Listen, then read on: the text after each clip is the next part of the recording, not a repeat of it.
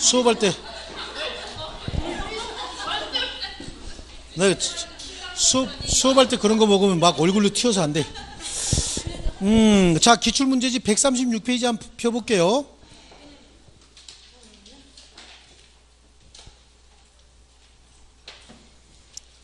자, 우리 시험에 나오는 정도가 어느 정도인지 한번 볼게요. 자, 136페이지 1번에가 그게 이제 27에 나왔던 문제잖아요. 그죠? 27에 나왔던 문제인데, 주택임대차 보호법의 적용 대상이 되는 경우를 모두 고르시오. 이렇게 돼 있잖아요. 136페이지에요. 임차주택이 미등기인 경우에 적용됩니까? 안 됩니까? 등기 여부는 관계없죠. 또 임차주택이 일시 사용을 위한 것임이 명백하게 밝혀진 경우에 적용돼야 안 돼요? 안 되는 거죠. 그러면 일단은 기억은 들어가고 니은은 빠진 거네. 그렇죠? 자, 이렇게 136페이지에요. 기억은 들어가고 니은은 빠진 거다. 민법 136페이지 뒷부분. 예. 그러면 벌써 기억 1번 아니면 3번이잖아요. 이게 시험 문제 이렇게 골라내는 거예요. 딱 기억 알고 니은 알면 그럼 둘 중에 하나다. 그럼 디귿을 봐야 돼? 리을을 봐야 돼? 리을을 봐야지. 뒤지기네. 적법한 임대 권한을 가진 자로부터 임차하였으나 임대인이 주택 소유자가 아닌 경우에 반드시 임대인이 주택 소유자일 필요 없다 그랬죠.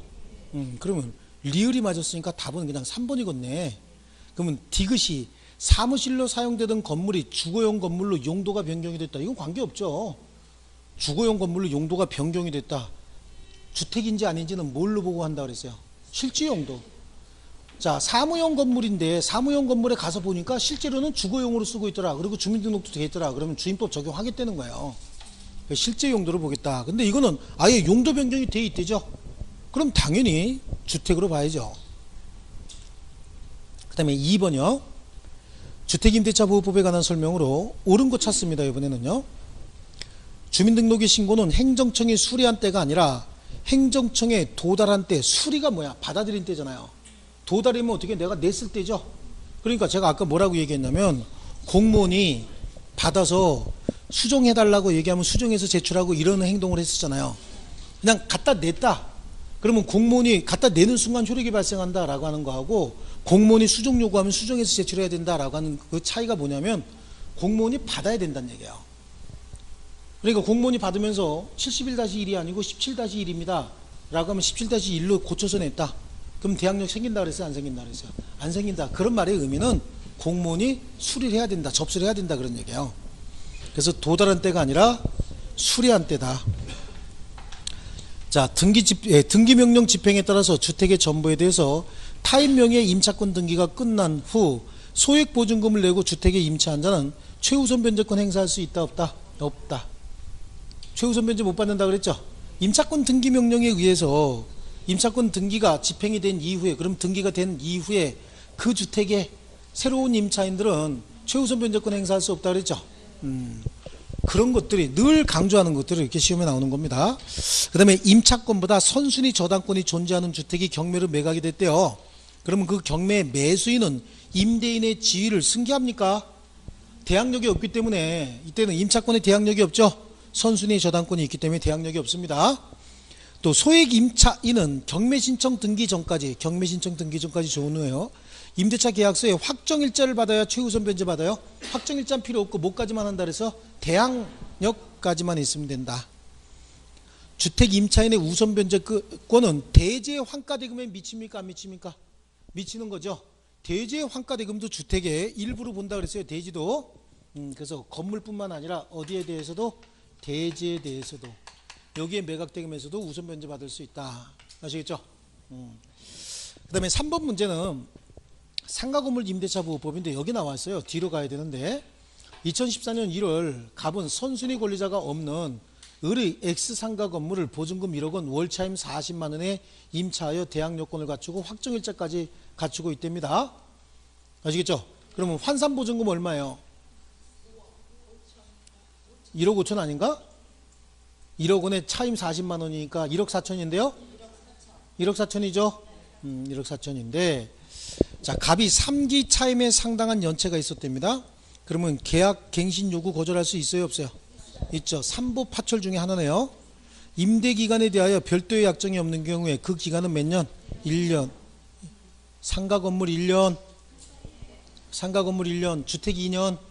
그렇죠. 주택이 발음이 더 좋죠. 2년. 그랬어요.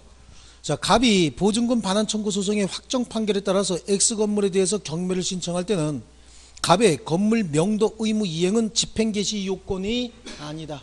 해당 주택에 살면서도 경매 신청할 수 있다 그랬죠.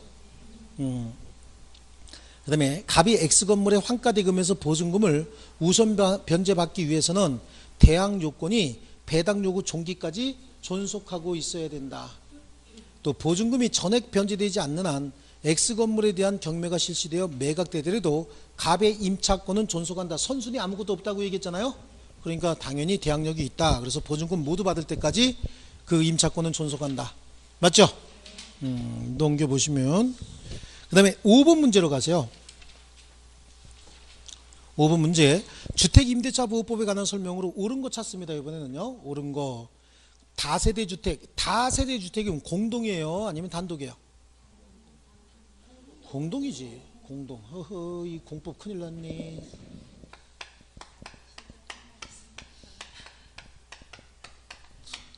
단독, 다가구, 다중, 단독, 다중, 다가구. 그 다음에 이건 뭐지? 공간. 이게 단독이죠. 이게 단독주택 보통 다중주택, 다가구, 이 공간. 이게 단독이고 공동주택은요. 아파트, 연립, 다세대, 기숙사 이런 정도잖아요. 근데 주택임대차 보호법에서 이거는 적용하지 않습니다. 기숙사는요. 이건 단순한 주택법상의 주택이 아니고 건축법상의 주택이거든요. 이거는 주택법상의 주택은 이거죠. 아파트는 주택으로 쓰는 층수가 5개 층 이상이고, 그 다음에 연립주택은요, 주택으로 사용하는 주택 주거전용 면적이 660제곱미터 초과하면 연립이죠. 660제곱미터 이하면 다세대. 아시겠죠? 다만 최하층은 한 개 층을 필로티 구조로 하고 전부 주차장으로 쓰는 경우에는 층수 산정에서도 제외하고, 이것도 뭐 면적에서도 제외하죠. 층수 산정에서 제외한다 이렇게 돼 있을 거야 아마. 몰라. 민법도 모르고 공법도 모르고 다 몰라. 그래서 다세대 주택의 임차인이 동호수 표시 없이 지번을 정확히 기재해서 주민등록을 마쳤다면 대항력 취득합니까? 이건 공동이니까 아니죠. 주택 임차인이 그 지위를 강화하고자 별도 전세권 설정 등기를 했답니다. 전세권은 민법에 의한 등기죠. 주인법에 의한 등기가 아니죠. 그래서 등기한 경우에 임차인 지위에서 경매법원에 배당 요구하였다면 전세권에 관한 배당 요구가 있는 것으로 본다? 그럴 수가 있을까요? 전세권은 민법상의 권리고 주택임대차보호법상 임차인의 권리는 또 다른 거잖아요. 그러니까 이건 혼용될 수 없는 겁니다. 각각 별개의 권리예요. 근거법도 다르죠. 완전히 별개의 권리고요. 우선 변제권을 가진 주택의 임차인으로부터 임차권과 분리하여 보증금 반환 채권만을 양수한 채권의 양수인도 우선 변제권자 지위에서 배당 요구할 수 있다. 임차권과 분리해서 보증금 반환 채권만을 받은 채권의 양수인이라고 한 사람은 임차인이 아니잖아요. 임차인이 아니면 주택임대차보호법을 적용할 수 있어요? 없어요? 없어요. 제가 주임법 할 때, 상임법 할 때 누구를 보호한다 그래서 임차인만 보호가 되는 거야. 그럼 임차인의 채권자로서 반환 채권만, 임차보증금 반환 채권만 양수받았대요. 얘 임차인이 아니죠. 네, 그러니까 얘는 이 법에 의해서 보호될 수 있는 자가 아닙니다. 그 다음에 네 번째, 근저당이 설정된 사무실용 건물이 주거용 건물로 용도 변경된 후 이를 임차한 소액 임차인은 특별한 사정이 없는 한 보증금 중 일정액을 근저당권자에 우선해서 변제받을 수 있나요? 소액 임차인은 소액이니까 최우선 변제 대상이죠. 선순위 저당권보다 먼저 받습니다. 주택 임차권의 대항력의 요건인 주민등록의 신고는 행정청에 수리되기 전이라도 행정청에 도달함으로써 바로 신고로서 효력이 발생한다? 아니죠. 수리가 돼야 되죠. 접수를 해야 되는 거예요. 그 다음에 6번 같은 경우는 너무 쉬워요. 상임법과 주임법에 차임증액 청구 한도 그랬잖아요. 주임법은 뭐예요? 5%. 상임법은요? 9%죠. 그 다음에 7번 문제 보시면요. 7번. 이게 이제 역대 가장 어려웠던 문제가 벌써 문제 지문이 포스가 있죠. 6줄이잖아요. 6줄인데 이게 여러분 시험지에 들어가면 한 9줄 나와요. 9줄. 이렇게 이 정도 나온다고. 그럼 벌써 기절하는 거야. 이게 여기 나오니까 만만해 보이지. 여러분 시험지에 들어가면 이게 반칸이잖아요. 바로 이제 기절합니다. 이게 포기 모드에 들어가는 거야.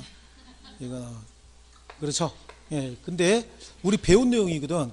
A 회사 명의로 보존 등기된 X주택을 임차한 갑이 갑으로부터 X주택을 다시 전대차한 을은 입주를 마치고 임대차가 전대차다. 그럼 임차인의 소유권 취득하기 기다리고 있으면 되죠. 그거 나오겠죠? 예.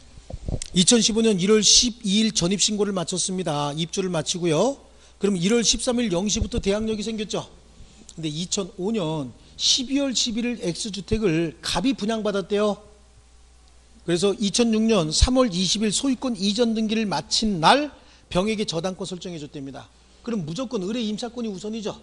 저당권보다 임차권이 우선입니다. 그 후 병이 신청한 경매 절차에서 정의 X주택을 매수하여 2007년 10월 2일 매각대금 모두 완납했다. 을이 임차권의 대항력을 취득하는 시기는 언제냐? 임차인이 된 날이네. 그렇죠? 임차인이 된 날이니까 언제요? 갑 명의로 소유권 이전 등기가 되는 즉시라고 얘기했죠. 그냥 분양받았으니까 갑 명의로 소유권 이전 등기가 된 즉시잖아요. 그렇죠? 갑 명의로 소유권 이전 등기가 된 즉시지. 이거 영시가 아니지. 부패 영시가 아니지. 자, 이거는 아까 이거 했잖아. 여기 봐봐요. 갑이 을에게 매매를 했다 그랬죠. 갑이 현재 소유자고 그자 이름으로 등기가 돼 있고 주민등록의 전입신고도 갑 이름으로 돼 있다고. 근데 갑이 을이 매매를 했고 매매계약 체결하면서 임대차 계약을 체결했어요. 그리고 갑이 을에게 소유권 이전 등기까지 해줬다고. 근데 갑은 계속해서 목적물 점유하기위해서 살고 있는 거잖아요. 근데 을이 소유권 이전 등기 받은 날 제3자에게 저당권을 설정해줬다. 이 날이 이제 7월 1일이었고 이 날이 8월 1일이었다라고 하는 거야. 그러면 을의 주민등록은 요 8월 1일 이 날에 대해서야 을 명의로 소유권이 바뀌었잖아요. 그 전에 주민등록은 소유자가 목적물 점유하고 있다라고 하는 걸 공시하고 있었죠. 근데 이날 소유자가 을로 바뀌었으니까 그때부터 갑의 주민등록은 임대차를 매개로 하는 점유가 성립되어 있다라고 하는 걸 공시했잖아요. 그러니까 8월 1일이 아니라 8월 2일 0시부터 대항력이 생기잖아요. 그렇죠? 그러니까 병의 저당권 실행에 대항할 수 있어요, 없어요? 없는 거죠. 그런데 이번에는 병이라고 하자고. 병 소유의 주택을 갑이 임차해서 갑이 다시 누구에게 전대차했다고요? 을에게 전대차했다는 거야. 을에게 전대차했어요. 그리고 시간이 흘러가고 있었다라고 하는 거야. 을에게 전대차했고 이렇게 할까? 그렇죠. 전대차하고 난 다음에 그러면 얘가 임대차한 날이 7월 1일이야. 그리고 얘한테 전대차한 날도 7월 1일입니다. 얘가 뭐 갖췄다고요? 주민등록 갖추고 점유하고 있대요. 그러면 대항력은 언제 생긴 거야? 7월 2일 0시부터 대항력이 생겼는데 그 대항력을 주장할 수 있는 자는 누구예요? 갑이잖아. 여기는 임차인이고 전차인이죠. 그 이후에 갑이 병으로부터 주택을 매수했습니다. 현재는 임차인이었잖아요. 그럼 주택을 얘가 매수했다 그래서 갑이 소유권 이전 등기를 8월 1일 날 했다고. 그래서 소유권 이전 등기가 했다. 그럼 지금까지는 얘는 전차인이었지만 얘가 소유권을 취득하는 순간 얘는 뭐가 돼요? 임차인이 되지. 소유권을 취득하는 그 순간 임차인이 돼버리죠. 그리고 얘가 이 부동산을 정에게 저당권을 설정해줬다. 8월 1일자로. 그럼 소유권 취득하고 난 다음에 저당권이 설정 등기가 되는 거잖아요.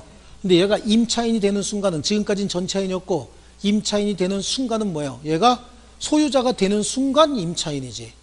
이때는 얘가 임차인이었으니까 뭐였고? 전차인이었고. 얘 주민등록은 7월 2일 0시부터 계속해서 지금까지 뭐예요? 임대차를 매결하는 점유가 형성되어 있습니다 라고 하는 걸 공시하고 있었잖아요. 다만 얘가 보호받지 못한 건 뭐였다고? 전차인이었으니까. 그럼 얘는 임차인 되는 순간부터 뭐가 되는 거죠? 임차인으로서 대항력 주장할 수 있는 거죠. 저거하고 이거 이해하셨어요? 네.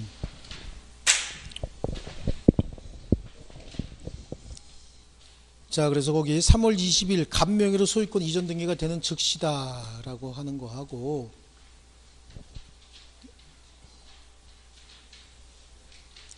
자, 23에는 큰 문제는 없고요. 오른쪽으로 가시면 상가건물 임대차 보호법이 있죠. 자, 거기 9번에 보시니까 갑은 을 소유의 상가 건물을 보증금 1억 원에 임차하여 인도받은 후 부가가치세법 등에 의한 사업자 등록을 구비하고 확정일자까지 받았답니다. 대항 요건 갖추고 우선 변제력도 갖췄다, 그 얘기네요. 을은 임대차가 종료되기 전이라도 임차권 등기명령 신청할 수 있다. 임차권 등기가 임대차가 종료되기 전인데 어떻게 임차권 등기명령을 신청해요? 임차권 등기명령은 임대차가 끝났음에도 불구하고 보증금을 반환받지 못한 임차인이 하는 거죠. 또 사업자 등록은 대항력 또는 우선 변제권의 취득 요건일 뿐 존속 요건 아니다. 배당 요구 종기일까지 존속하고 있어야 되죠. 을이 X건물의 일부를 경과실로 파손한 경우에 갑은 을의 계약갱신 요구를 거절할 수 있어요, 없어요? 없죠. 중과실, 고의 또는 중과실이어야 되지. 임차인이 사용 수익하는 과정에 경미한 과실로 얼마든지 깨트릴 수는 있다 그랬잖아요. 또 을은 최초 임대차 기간을 포함한 전체 임대차 기간이 5년을 초과하는 경우에도 계약갱신 요구할 수 있나요? 최장 5년까지라고 얘기했죠.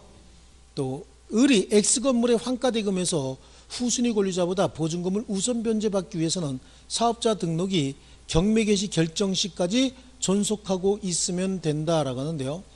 후순위 권리자보다 보증금을 우선 변제받기 전까지는, 우선 변제받기 위해서는 사업자 등록이 경매개시 결정 시까지가 아니라 배당 요구 종기일까지지. 배당 요구 종기일까지 유지하고 있어야 되죠. 예.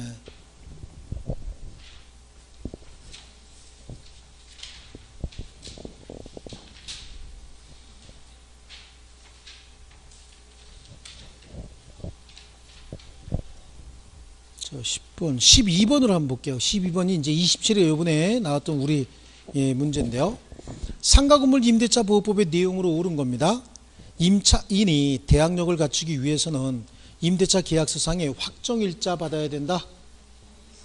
대항력에 확정일자는 필요 없죠. 상가건물이니까 상가건물 인도받아서 점유하고 사업자 등록 신청하면 되는데, 그렇죠? 사업자 등록만 신청하면 되는 것이고요. 그러면 이길 0시부터 생기는 거죠. 사업자 등록의 대상이 되지 않는 건물에 대해서는 이 법이 전면 적용되지 않는다. 그렇죠? 사업자 등록 대상이 아니면 이거 적용될 수가 없죠.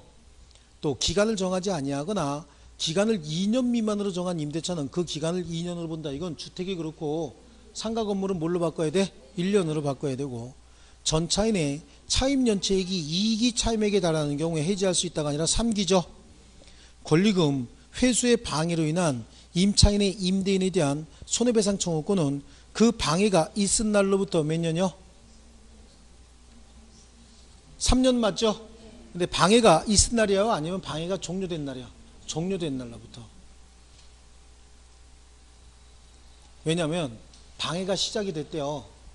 그럼 그 방해가 끝날 때까지 발생한 손해가 얼마가 생길지 모르잖아. 그러니까 손해배상 청구할 때는 나에게 손해가 얼마나 발생했는지 확정해야 될 거 아니냐고. 근데 방해가 있으면 앞으로 언제까지 계속될지 모르고 그 방해로 인해서 손해가 얼마나 생길지 모르잖아요. 그러니까 그 기산일은 항상 방해가 종료가 되고 난 다음부터 손해가 얼마입니다 라고 하는 거 판단할 수 있어야 되겠죠.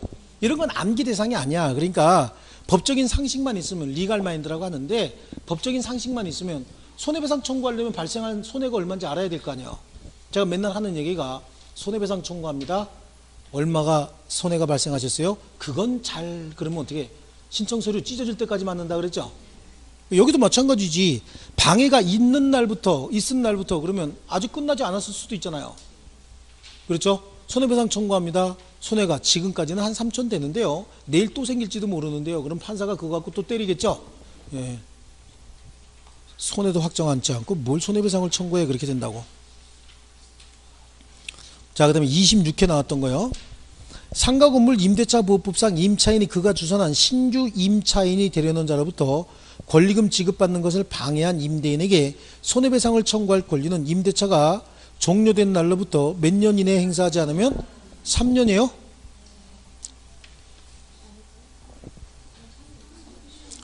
소멸시효 기간 3년이죠? 근데 이건 뭐가 잘못됐다. 아, 임대차가 종료된 날부터 3년 맞죠? 아, 3년. 헷갈리면 안 되는데. 나도 잠깐 헷갈렸어. 이런 게 틀려요, 우리도 이제. 그러다가. 야, 이거 참네. 임대차가 종료된 날부터 3년. 그 다음에, 가등기 담보등에 관한 법률을 한번 볼게요. 가등기 담보 26회 한번 볼까요? 가등기 담보등에 관한 법률에 관한 설명으로 옳은 거 찾습니다. 이번에는요.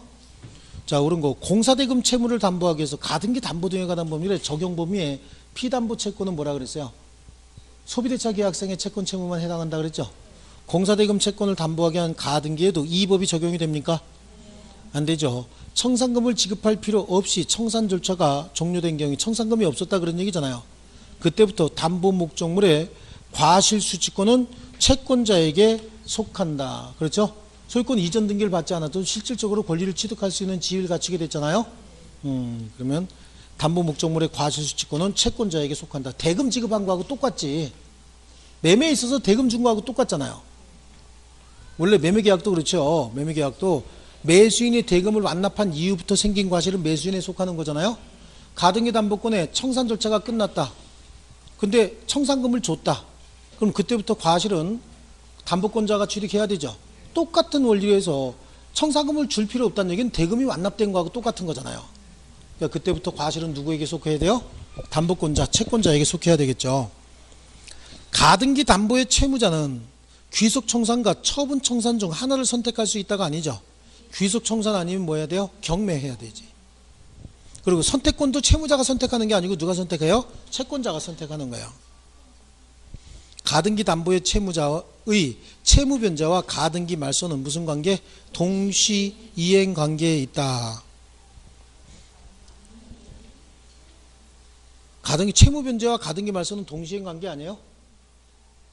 아니에요. 항상 담보권이 설정됐을 때 피담보 채무 변제가 선이행 의무고 피담보 채무가 변제되면 담보물 등기는 무조건 뭐가 돼요? 무효가 되는 거예요. 무조건 무효가 됩니다. 아시겠죠? 그럼 뭐가 동시이행 관계예요?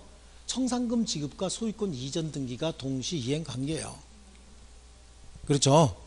그 다음에 가등기 담보 후에 저당권자는 청산기간 내라도 저당권의 피담보 채권에 도래 전에는 담보 목적 부동산에 경매를 청구할 수 있어요? 없어요? 가등기 담보 후에 저당권자, 담보 후에 저당권자, 그럼 후순위 저당권자잖아.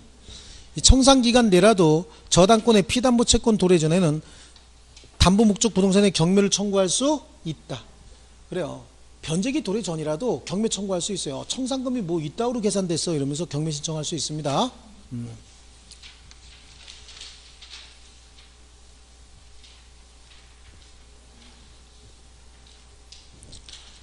자, 그리고 거기 03번에 23회 문제요. 23회 세 문제가 나왔는데 2번, 3번, 5번이 23회 문제요. 23회 세 문제나 나왔어요. 그 3번 문제에 갑은 을로부터 1억 원 빌려주고 이를 담보하기 위하여 을 소유의 부동산에 가등기 했답니다. 돈 빌려줬대죠. 빌려줬으니까 이게 뭐죠? 소비대차 계약상의 채권 채무 맞네요. 을이 변제기의 채무를 이행하지 않자 갑이 즉시 담보권을 실행해서 부동산 소유권을 취득하고자 한다. 틀린 거 찾습니다. 갑은 청산금 평가액을 을에게 통지해야 되죠.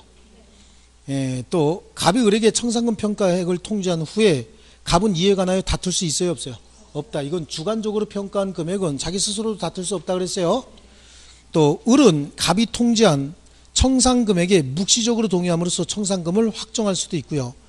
갑이 을에게 담보권 실행 통지하지 않으면 청산금을 지급하지 않으래도 가등기에 기한 본등기 청구할 수 없다. 담보권 실행 통지를 하나라도 누락하게 되면 전부 무효가 된다 그랬죠. 또 을은 갑이 통지한 청산금액을 다투고 정당하게 평가된 청산금을 지급받을 때까지 부동산의 소유권 이전 등기 및 인도 의무 이행을 거절할 수 있다. 청산금, 정당하게 평가된 청산금 내놔 라고 요구할 때까지 어떻게 해요? 이행 거절할 수 있겠죠?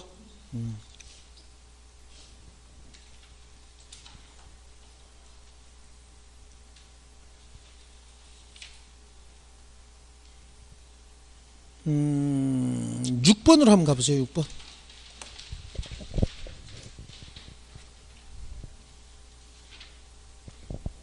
자, 거기 6번에 한번 가등기 담보 등에 관한 법률상 채권자가 담보 목적 부동산의 소유권을 취득하기 위해서 채무자에게 실행 통지를 할 때 밝히지 않아도 되는 거 한번 찾아볼게요. 청산금 평가액 해야 되죠. 후순위 담보권자의 피담보 채권에 이건 통지할 필요 없죠. 얘는 별도로 통지해서 얘가 얼마인지 자기가 배당 요구할 때까지 별도로 기다려야지 이것까지 통지할 방법은 없잖아요.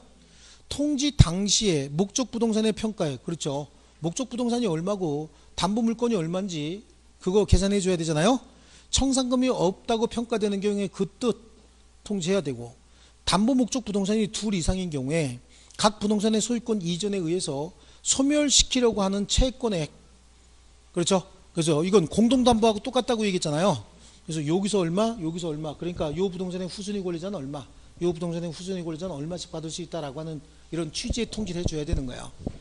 각 부동산에서 소멸시키고자 하는 채권액, 이거 통지해 줘야 되고요. 자, 오른쪽에 가면 부동산 실명법이 나오죠. 자, 2015년 뭐 침 튀었다고? 아니요. 2015년 갑은 병의 X 토지를 취득하고자 을과 명의신탁 약정을 체결하고, 그래요. 갑은 병의 X 토지를 취득하고자 친구 을과 명의신탁 약정을 체결했다. 그러면 대체적으로 시험도 그렇게 나와요. 제가 설명을 병, 갑, 을 이렇게 설명했잖아요. 그죠? 여러분도 요 실명법이 나오면 이렇게 적어주는 게 좋아요.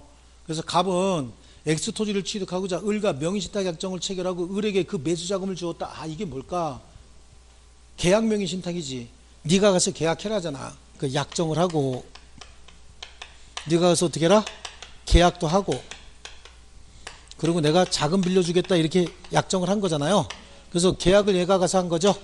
그래서 이걸 계약 명의신탁이다 이렇게 얘기를 합니다. 계약에 기초해서 얘 이름으로 등기까지 해줬다. 그러면 얘는 소유자가 돼버리는 거죠. 그럼 얘는 얘한테 매수자금을 반환 청구할 수 있을지 모르겠지만 명의신탁 약정 해지를 원인으로 해서 무효등기 말소 청구할 수는 없다고 얘기를 했어요. 이건 무효라고 얘기했죠. 이거 자체는 무효고 매수자금만 반환 청구할 수 있다고 얘기를 했어요. 그리고 갑과 약정대로 을은 명의신탁 약정 사실을 모르는 병으로부터 X토지를 매수하는 계약을 자기 명의로 체결하고 소유권 이전 등기까지 받았답니다. 옳은 겁니다. X토지의 소유자는 누굽니까? 을이죠. 갑과 을 관계에서 소유권을 가지는 것을 전제로 장차 X토지의 처분 대가를 을이 갑에게 지급하기로 하는 약정이 유효일까요? 이건 무효죠. 약정 자체가 이게 뭐 명의신탁 약정 내용이 그거잖아요.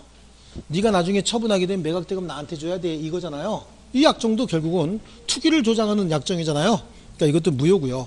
갑과 을 및 갑의 친구 정 사이에 새로운 명의신탁 약정이 있어서 을이 다시 갑이 지정한 정에게 X토지의 이전 등기를 해준 경우에 정은 소유권 취득한다? 소유권 취득해요? 갑과 을 및 갑의 친구 정 사이에 새로운 명의신탁 다 무효 아니냐고. 현재 소유자 누구요? 이 사람이잖아요. 그 이후에 명의신탁 약정은 다 무효죠? 다 무효인 거야. 그러니까 갑하고 병 또 을하고 갑이 서로 약속을 했다라고 하더라도 그건 다 무효입니다. 만약에 을이 갑의 아들이라면 명의신탁 약정이 유효입니까? 부부간엔 몰라도 아들은 그런 거 없었죠? 종중 및 그 대표자, 그 다음에 배우자 간에 또 종교법인이 그 산하조직이죠? 산하조직이 가지고 있는 부동산 종교법인 명의로 명의신탁하는 경우 이런 거예요. 그러니까 왜 어떤 교회, 그 교회에서 가지고 있는 부동산이 그 교회의 무슨 장로회, 침례회, 순복음회 뭐 이런 거 있잖아요. 이런 명의로 산하조직이 이렇게 등기하는 거 있잖아요. 이건 투기 목적이 아니거든요. 그래서 이런 것들은 무효로 보지 않는다. 아들이라면 명의신탁 약정은 뭐예요? 이거 무효입니다. 무효.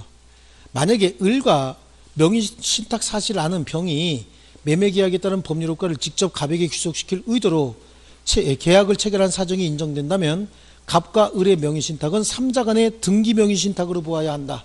얘가 선의일 때 그건 유효지만 얘가 혹시 악이라고 한다면 그 앞에 있는 3자 간의 등기 명의신탁하고 똑같이 취급한다고 얘기를 했죠. 아까 설명할 때 요거는 계약 명의신탁이고 중간생략 등기 경우하고 똑같이 취급한다고 그랬잖아요. 얘가 악이면. 얘가 선의일 경우에만 그렇고요. 그래서 답은 5번이고 부동산 실명법에 2번 한번 보시죠. 2번 26회 문제인데요. 부동산 실권리자 명의 등기에 관한 법률에 관한 설명입니다. 옳은 겁니다.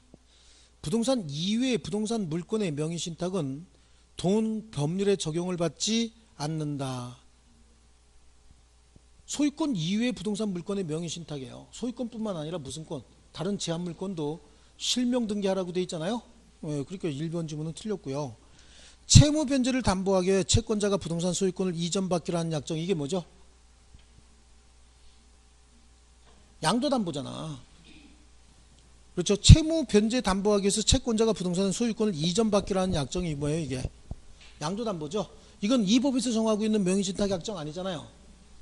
또 양자 간의 등기 명의신탁의 경우에 신탁자는 수탁자에게 명의신탁 약정의 해지를 원인으로 소유권 이전 등기 청구할 수 없다죠. 왜? 명의신탁 약정은 무효니까 무효인 계약을 어떻게 해지하겠냐고. 해지할 수 없는 거죠. 또 3자 간의 등기 명의신탁의 경우에 수탁자가 자진하여 신탁자에게 소유권 이전 등기를 해주더라도 그 등기는 무효다? 아니죠. 이건 뭘로 보는 거죠? 실체권리관계와 등기관계가 일치하는 거죠. 유효고요. 명의신탁 약정의 무효는 악의의 제3자에게 대항할 수 있다 없다? 선악불문하고 모든 제3자에게 대항할 수 없다. 모든 제3자에게 대항할 수 없다. 그러면 4번 문제로 가면 4번 갑과 을의 명의신탁 약정에 따라서 을이 병으로부터 건물을 매수한 후 을이 병으로부터 건물 매수했다는 얘기는 이거 얘기하는 거네. 이거 그렇죠. 얘가 가서 매수했대죠. 예. 자신의 명의로 등기한 경우에 부동산 실권리자 명의 등기에 관한 법률이 적용되는 경우를 모두 고른 것은 그랬습니다. 갑이 탈세 목적으로 명의신탁 약정을 했답니다. 탈세 목적으로 했다. 그럼 이건 금지가 되는 명의신탁이죠. 이 법 적용 대상 맞네요. 또 갑과 을이 묵시적으로 명의신탁 약정을 했다. 명의신탁 약정은 명시적으로 묵시적으로 다 가능한 거죠. 또 을 명의의 등기가 소유권 이전 등기 청구권 보존을 위한 가등기인 경우, 가등기뿐만 아니라 본등기도 실명 등기해야 되잖아요. 그러니까 모두 이 법에 적용 대상이 되는 금지되는 신탁들이네요. 그래서 기억, 니은, 디귿 다 들어가야 되죠. 예.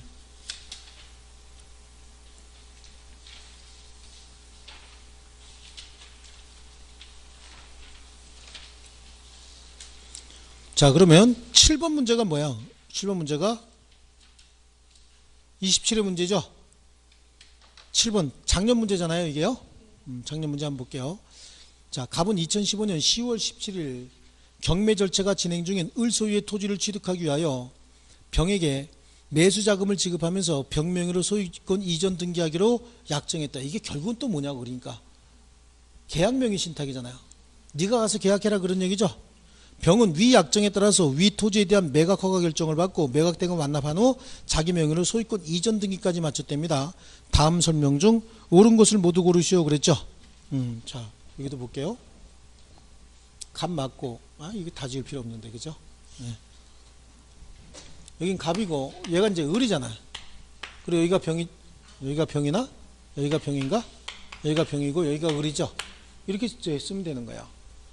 그러면 갑과 병 간의 관계는 계약 명의신탁 해당한다. 맞죠? 그 다음에 갑과 병의 명의신탁 약정 사실을 을이 알았다면, 그럼 알았다면 이거는 3자 간의 명의신탁 그냥 보겠죠? 등기 명의신탁으로 보는 거예요. 병은 토지 소유권을 취득하지 못하고 여전히 누가요? 을이 소유자가 되는 거지. 거기 앞에서 본 거하고 똑같죠. 갑과 병에 대하여 매수자금 상당의 부당이득 반환 청구할 수 있나요? 예? 갑은 병에 대하여 매수자금 상당의 부당이득 반환 청구할 수 있어요, 없어요? 갑이 병에게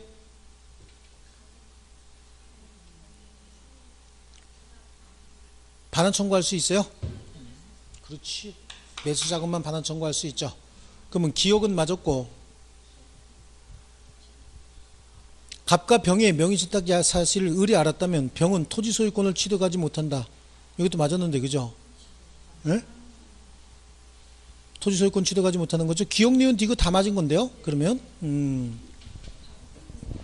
답이 틀렸어?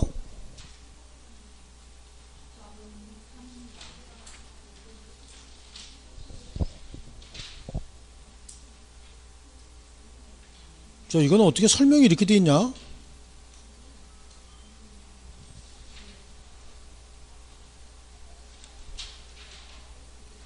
아, 이거 경매라고 했잖아. 경매라고 했죠? 이게 그냥 매매가 아니라 소유자가 누구야? 을 소유 토지를 취득 경매가 진행 중이라고 했잖아요. 그러니까 이 절차는 비록 을이라고 하더라도 을이 그걸 알았던 관계없이 경매를 실행하는 사람은 법원이잖아요. 그러니까 누구로 봐야 돼? 이 법원으로 봐야 되거든. 그러니까 을이 이걸 알았다라고 하더라도 명의 신탁 절차가 있었다라고 하더라도 이건 무시해버려도 돼요. 경매에 있어서는. 아시겠죠? 예, 경매에 있어서는 갑과 병의 명의 신탁 사실을 을이 알았다라고 하더라도 경매가 실행이 됐기 때문에 진정한 소유자가 이걸 알았든 몰랐든 이거는 무시해버려도 되고, 경매로 인해서 이 사람이 소유권을 계약 명의 신탁에 의해서 소유권을 취득할 때는 언제나 그냥 소유자가 됩니다. 아시겠죠? 여기에 이자들의 선악을 따질 필요 있다 없다? 없다. 누가 집행하는 거야? 법원에서 집행하는 거거든요. 여기 전 소유자가 자기 주도적으로 집행하는 게 아니죠. 매각하는 게 아니고 법원에서 매각하는 거기 때문에 이때는 소유자가 알았는지 여부는 따질 필요도 없습니다.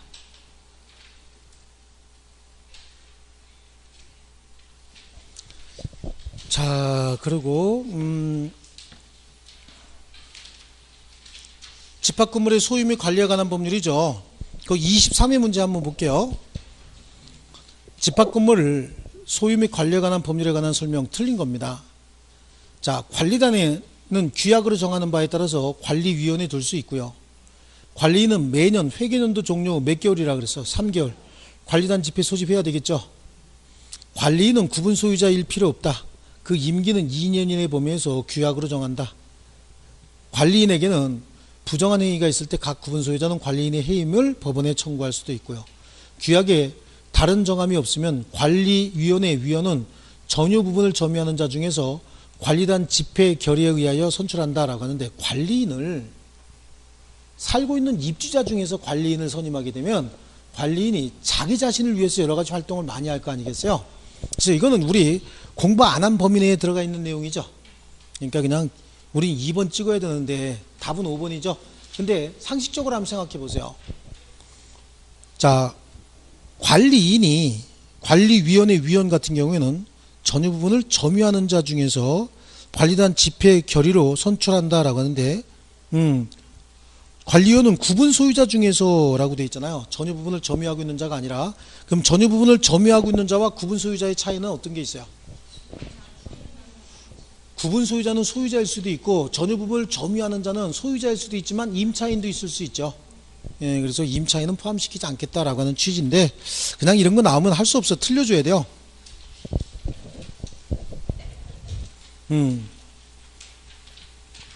자, 그 다음에 거기 25회 문제 한번 볼게요. 틀린 겁니다. 이게 틀린 건데, 자, 집합건물의 임차인은 관리인이 될 수 있다 없다? 관리인이 될 수 있는 자격은 정해놓은 게 없죠. 관리인이 될 수 있는 자격은 정해놓은 건 없어. 하지만 일반적으로 해당 주택에 살고 있는 사람을 관리인으로 선임하지는 않습니다. 어쨌든 임차인은 관리인이 될 수 있다 없다 그런 규정은 없어요. 서면 결의 방법에 의한 재건축 가능하고요. 전유 부분이 설정된 저당권 효력은 특별한 사정이 없는 한 대지 사용권과 공용 부분에 다 미쳐야 되죠. 관리단 집회는 구분 소유자 전원에 동의하면 소집 절차 거치지 않고 소집할 수 있다. 전원 동의죠.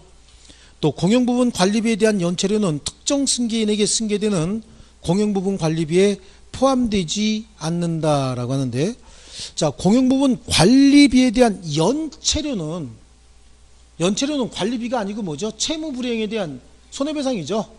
그 연체료는 포함되지 않습니다. 아시겠죠? 자, 그러면 집합 건물이 있는데 그 집합 건물에 이렇게 되어 있다고 해볼게요. 이 부분을 지금 제가 매수를 했는데 여러분이 매수했다고 한번 해볼게요. A가 3개월분의 관리비를 연체했다는 거야. 이 3개월분의 관리비에는 전유 부분에 대한 관리비도 있을 수 있죠. 공용 부분에 대한 관리비도 있잖아요. 3개월 동안 연체했으면 연체료가 붙을 거 아니냐고. 그렇죠. 그럼 여기서 특정 승계인이 승계하는 부분은 어디예요? 요거만이야. 요거만 승계가 되는 것이지, 전유 부분에 대한 것과 연체료는 이거 채무불이행 아니냐고. 채무불이행으로 인한 손해배상의 연체료의 개념이잖아요. 이것까지 특정 승계인이 승계하는 건 아니에요. 여기 공용 부분에 대한 관리비만 승계가 되는 겁니다. 연체료는 포함되지 않는다. 자, 그거였고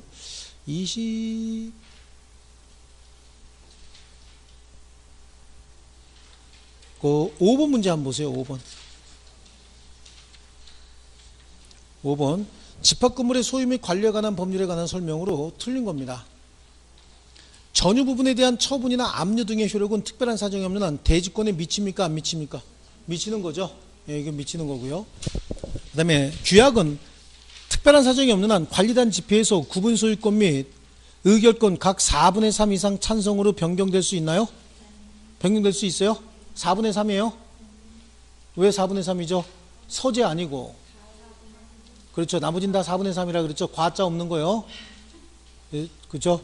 소집 절차의 생략, 소집 절차 생략은 전원이라고 얘기했고, 그거 하나만. 자, 그 다음에 재건축 결의가 법정 정족수 미달로 무효인 경우에 구분 소유자 등의 매도 청구권이 발생하지 않는 것이고, 재건축이 일어나지 않는데 구분 소유자들에게 매도 청구할 수 없는 거고요. 공용부분 관리비에 대한 연체료는 전 구분 소유자의 특별 승계인에게 승계되는 공용부분 관리비에는 포함되지 않는다. 연체료는 포함되지 않는다고 얘기를 했죠. 관리단은 구분 소유 관계가 성립하는 건물이 있는 경우에 특별한 조직행위가 없어도 당연히 구분 소유자 전원을 구성원으로 성립하는 단체다. 하기 싫으면 어떡하라 그랬어요? 거기 여상진 씨 팔고 나가야 된다 그랬죠.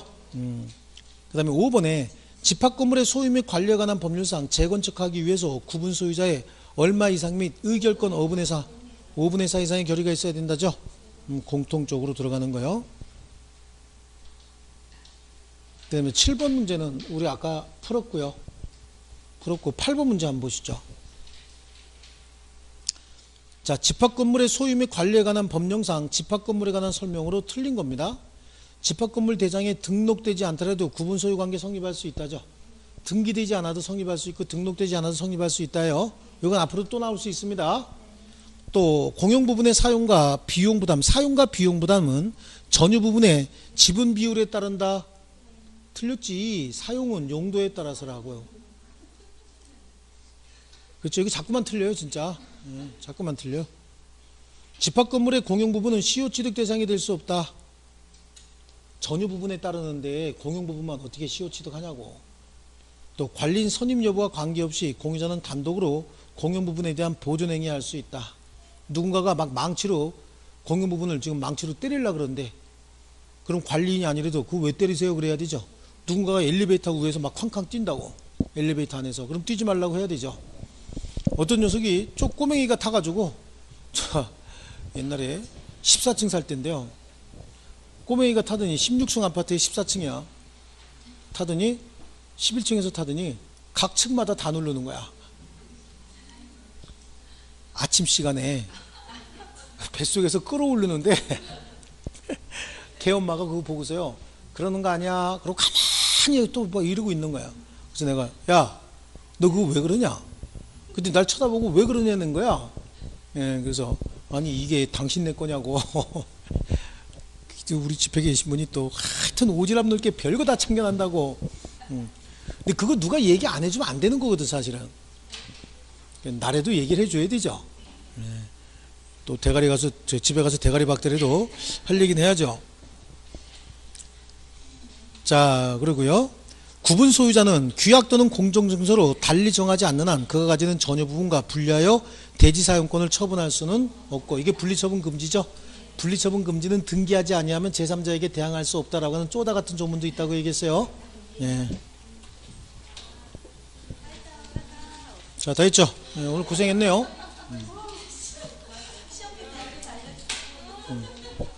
자, 열심히 하셨습니다. 수고했습니다.